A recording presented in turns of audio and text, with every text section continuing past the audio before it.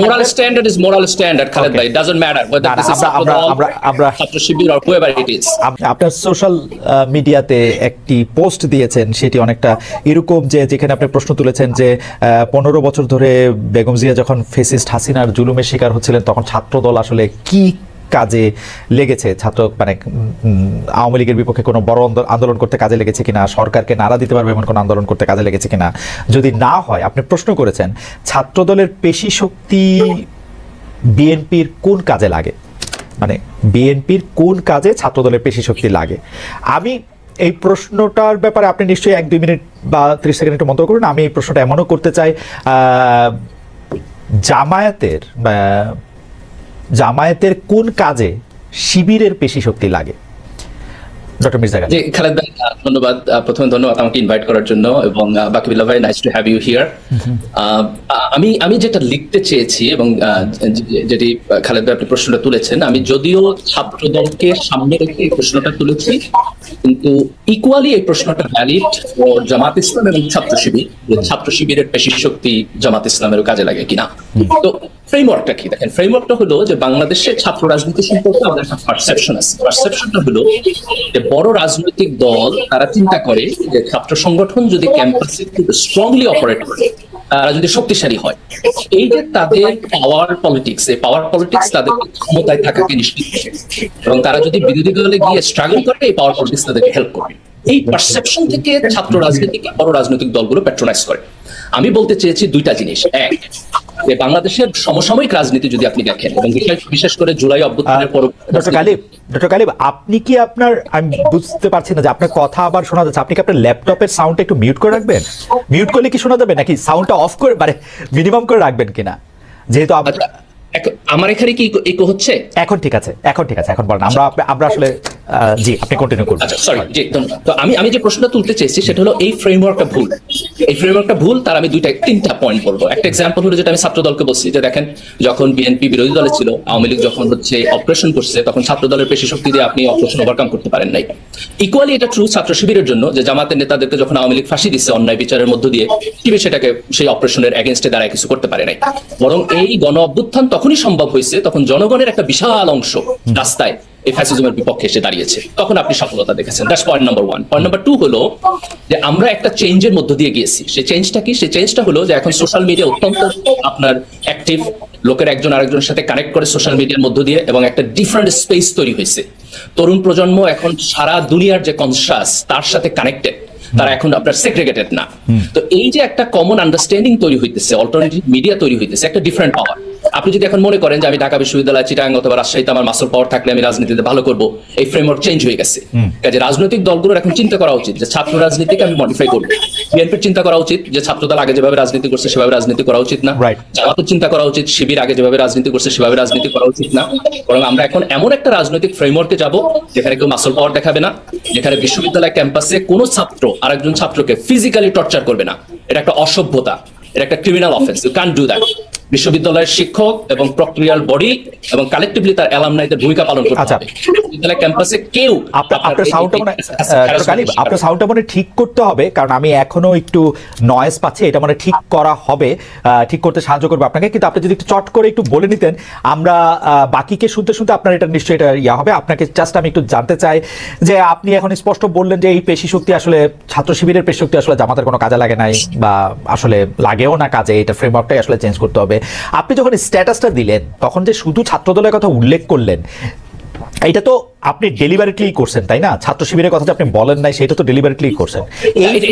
এই যে বিভক্তিটা আপনি মানে ইচ্ছা করে করছেন না, মানে দেখানোর জন্য করছেন না? মানে না, অফকোর্স না। এটা একটা প্রাসঙ্গিকতা। কুয়েটের প্রসঙ্গে যেহেতু সেখানে ছাত্রদলের ইস্যু ছিল, আমি স্পেসিফিক ভাবে ছাত্রদলকে উল্লেখ করছি কুয়েটের ঘটনার প্রেক্ষিতে। এবং আপনি যদি আমার ফেসবুক স্ট্যাটাসে যান তাহলে দেখবেন যে প্রশ্নটি আপনি করছেন, অনেকে সেই প্রশ্নটি করছে, এবং আমি কমেন্টে খুব ক্লিয়ারলি লিখে দিছি যে একই ফ্রেমওয়ার্ক ছাত্র শিবিরের জন্য প্রযোজ্য।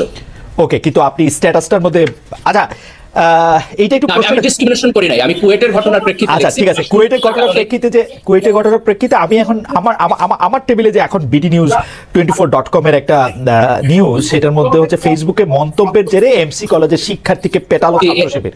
এইটা কি আপনার নজরে পড়ছে?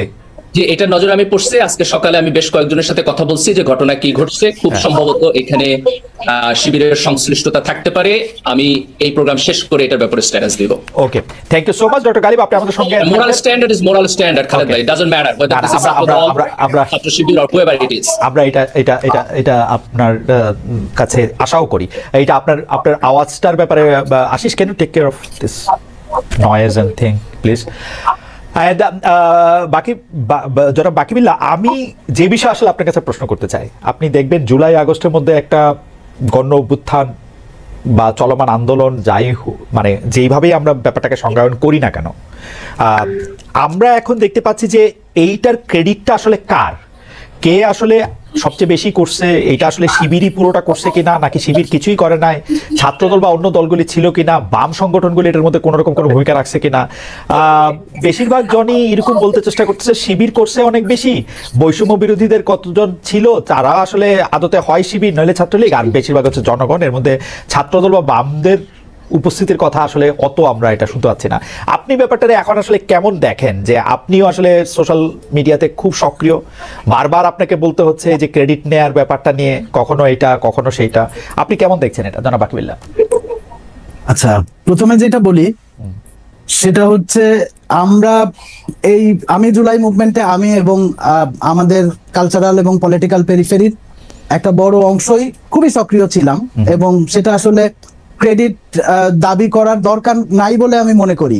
এখানে বিশেষত কারফিউ যখন দেয়া হলো, যখন মোটামুটি এইখানকার যেই কেন্দ্রস্থ যেই স্পেসটা, প্রেস ক্লাব, শহীদ মিনার এবং সমন্বয়করা এক ধরনের মিসকমিউনিকেশনের মধ্যে আছেন, নিজেদের মধ্যে যোগাযোগ এবং সবকিছু মিলায় আমার মনে হয় যে এটা খুব গুরুত্বপূর্ণ। কারফিউর মধ্যে প্রথম গানের মিছিল, যেটা বামপন্থী 31টা সাংস্কৃতিক সংগঠন তারা সেটা অ্যারেঞ্জ করে। এরপর নূর হোসেন স্কোয়ার থেকে যে পদযাত্রা ছিল, যেই পদযাত্রা যেতে দেওয়া হয় নাই বাহাদুর শাহ পার্ক, কিন্তু খুব সিগনিফিকেন্ট যে ঢাকা শহরের যেই কালচারাল পেরিফেরি, সংস্কৃতি কর্মীরা, শিল্পীরা, নাট্যকর্মীরা, পেশাদার আর্টিস্টরা, ঢাকা শহরের যে 1,500 মধ্যবিত্ত নূর হোসেন স্কোয়ারে সেদিন হাজির হন বামপন্থী সাংস্কৃতিক সংগঠনগুলির কর্মীদের ডাকে, ওইটা দ্রোহযাত্রার প্রেক্ষাপটটা তৈরি করে।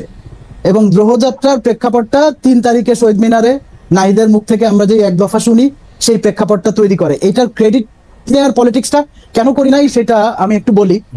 কারণ জুলাইয়ের মূল হিরো আসলে জনতা, রামপুরা বাড্ডার জনতা, যাত্রাবাড়ির জনতা, উত্তরার জনতা, মোহাম্মদপুরের জনতা। কিন্তু ক্রাইসিসটা হয়েছে এই যে লাখ লাখ জনতা, তার আসলে কোনো পলিটিক্যাল গোষ্ঠী নাই ক্লেম করার মতো তার পক্ষে। এই যে অভিভাবক, সাধারণ মানুষ, মা, এবং আমি এই এক জনতা বলতে আমি যার কথা বলতেছি, যে কারণে আমরা ছাত্র জনতার আন্দোলন বলতেছি, কিন্তু এখানে বিএনপি তার যারা মারা গেছে, এখানে বামপন্থী ছাত্র কর্মীরাও মারা গেছে, ছাত্র ইউনিয়নের একজন মারা গেছে, ছাত্র ফেডারেশনের শাকিল মারা গেছে। কিন্তু আমি আসলে কৃতিত্বটা পলিটিক্যাল গোষ্ঠীর চেয়ে অনেক বেশি জুলাইয়ের জনতাকে দেই, যে কারণে আমরা ছোট করে আপনি মারা গেছে বলতে গিয়ে যাদের কথা মনে করেন, আপনি কি শিবিরের কথা, ছাত্রদলের কথা ইচ্ছে করে বাদ রাখলে? না না না না, বাদ রাখলাম না, কারণ তারা আসলে আমি ধরেই নিচ্ছি যে তারা ক্লেইমের জায়গায় আমাদের চেয়ে অনেক আগায় আছে এইখানে।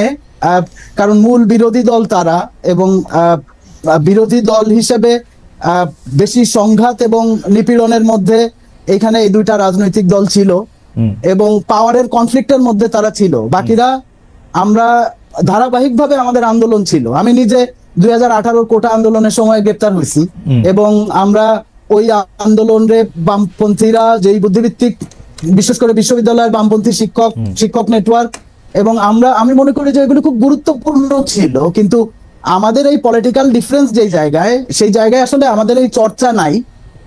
কিন্তু আলাদা করে আমি যেটা বলতে চাইতেছি যে ক্রেডিট নেয়ার পলিটিক্সটা যেহেতু আমরা করি নাই বা করার দরকার মনে করি নাই, কারণ এগুলি আসলে ইতিহাসের একদম অমোঘ অংশ। এটা এমন না যে কেউ মনে করলো যে এই ইতিহাস থেকে আমাদেরকে ছিটকে ফেলে দিতে পারবে, সেটা অসম্ভব।